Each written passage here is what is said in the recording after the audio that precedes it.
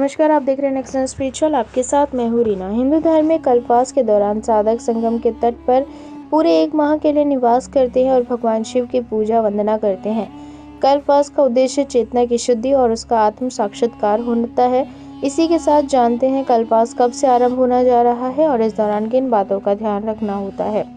माघ मास का कल्पवास इस बार 25 जनवरी 2024 को पौष पूर्णिमा वाले दिन से प्रयागराज में प्रारंभ होने जा रहा है। यह कल्पवास पूरे 1 माह तक चलेगा। इस दौरान साधु संत और आस्थावान लोग संगम के तट पर कुटिया बनाकर तपस्वी की तरह रहते हैं और सांसारिक सुखों को कल्पवास के दौरान त्याग देते हैं। कल्पवास करने वालों की श्रेणी में कौन आते हैं, आइए जानते हैं। साधु संत। कल्पवास हिंदू धर्म में अन्य अनुष्ठानों की तरह ही एक महत्वपूर्ण धार्मिक प्रक्रिया है, इसलिए साधु संत इसके नियम का विधि विधान के अनुसार पालन करते हैं। इस कल्पवास के दौरान ये लोग ध्यान साधना में लीन रहते हैं। इसी के साथ ही अपने शरीर और मन को शुद्ध करते हैं और आत्म साक्षात्कार के मार्ग पर आगे बढ़ने का प्रयास करते हैं। इसके बाद गृहस्थ जीवन जीने वाले भी कल्पवास करते हैं। जो लोग घर परिवार वाले होते हैं उनको गृहस्थ कहा जाता है।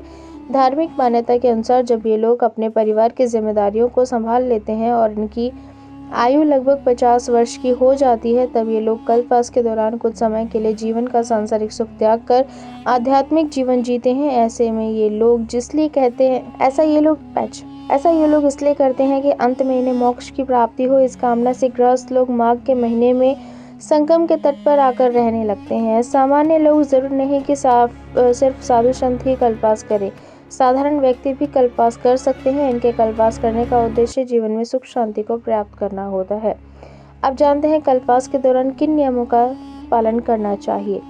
धार्मिक मान्यताओं के अनुसार कल्पवास करने से पहले किसी योग्य गुरु से सलाह लेनी चाहिए और उनसे अनुमति मिलने के बाद ही कल्पवास का नियम पूर्वक पालन करना चाहिए। कल्पवास के दौरान फलाहार करना चाहिए। इस दौरान किसी भी प्रकार का तामसिक भोजन जैसे कि प्याज, लहसुन, मांस, मदिरा आदि चीज़ों का बिल्कुल भी सेवन नहीं करना चाहिए। जब तक कल्पवास का समय पूरा नहीं हो जाता तब तक कल्पवासी को नियमित रूप से ध्यान और साधना करते रहना चाहिए।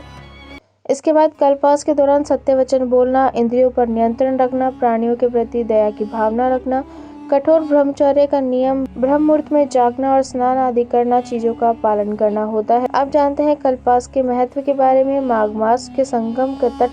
माह में संगम के तट पर जो लोग कल्पवास करते हैं उनको कई प्रकार के लाभ प्राप्त होते हैं। जैसे कल्पवास करने से आत्मा शुद्धि होती है, मोक्ष की प्राप्ति होती है, सभी प्रकार के पाप नष्ट हो जाते हैं और जीवन सुखमय होता है और व्यक्ति के आत्मज्ञान की वृद्धि होती है।